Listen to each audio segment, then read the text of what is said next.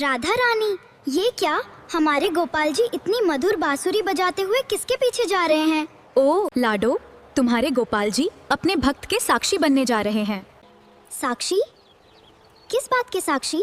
बहुत समय पहले विद्यानगर में दो ब्राह्मण रहते थे।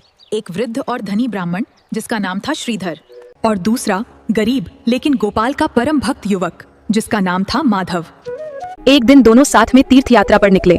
पूरी यात्रा के दौरान माधव ने पुत्र की तरह श्रीधर ब्राह्मण की सेवा की। फिर दोनों पवित्र वृंदावन पहुँचे। उन्होंने गोपाल के मंदिर में दर्शन किए। तब माधव की सेवा से प्रसन्न होकर श्रीधर ने गोपाल को साक्षी मानकर वचन दिया। मैं तुम्हें वचन देता हूँ कि मैं अपनी बेटी का विवाह तुमसे करूंगा। लेकिन गांव लौटने पर परिवार और समाज के दबाव में आकर वह अपने वचन से मुकर गया। जब माधव ने अपना अधिकार मांगा तो लोगों ने उसका मजाक उड़ाया और कहा कि यदि कोई साक्षी है तो उसे लेकर आओ। राधा रानी, श्रीधर जी ने ऐसा झूठ क्यों बोला? कभी कभी लोग समाज के डर से सत्य भूल जाते हैं। तब माधव अकेला ही वापस वृंदावन गया। हे गोपाल, श्रीधर जी तो आपको साक्षी मानकर मुझे वचन दिया था और मेरे पास तो आपके अलावा कोई साक्षी भी नहीं है। अब यहाँ बात साक्षी या वचन की नहीं है, यहाँ बात मेरे विश्वास और आपके प्रति मेरी सच्ची भक्ति की है। उसकी सच्ची भक्ति से प्रसन्न होकर गोपाल स्वयं मूर्ति में से प्रकट होकर बोले, शांत हो जाओ माधव, मैं सब जान गया। मैं तुम्हारे साथ अवश्य चलूंगा, किंतु मेरी एक शर्त है। जो आज्ञा प्रभु। तुम मेरे आगे आगे चलोगे और मैं तुम्हारे पीछे पीछे चलूंगा। मेरे पैरों की ये पायल की आवाज तुम्हें सुनाई देगी, जो इस बात का प्रमाण होगी कि मैं तुम्हारे पीछे चल रहा हूँ। लेकिन पूरे रास्ते में तुम मुझे पीछे मुड़कर नहीं देखोगे।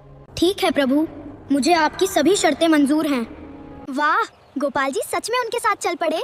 फिर माधव आगे आगे और तुम्हारे गोपाल जी पीछे पीछे चल पड़े। रास्ते भर माधव को गोपाल की पायल और बांसुरी की मधुर ध्वनि सुनाई देती रही।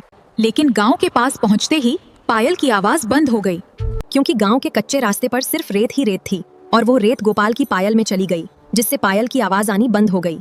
आवाज न आने की चिंता में माधव ने पीछे मुड़कर देख लिया। उसी क्षण गोपाल वहीं पत्थर की मूर्ति बनकर स्थिर हो गए। फिर माधव जी तो बहुत दुखी हो गए होंगे। हाँ लाडो, माधव ने तुरंत पूरे गांव वालों को बुलाया। पूरा गांव यह चमत्कार देखकर स्तब्ध रह गया। गोपाल, मुझे क्षमा कर दो। फिर श्रीधर ने अपनी पुत्री का विवाह माधव से कर दिया। बाद में वहीं साक्षी गोपाल मंदिर बना। इसीलिए उन्हें लोग साक्षी गोपाल कहते हैं ना राधा रानी?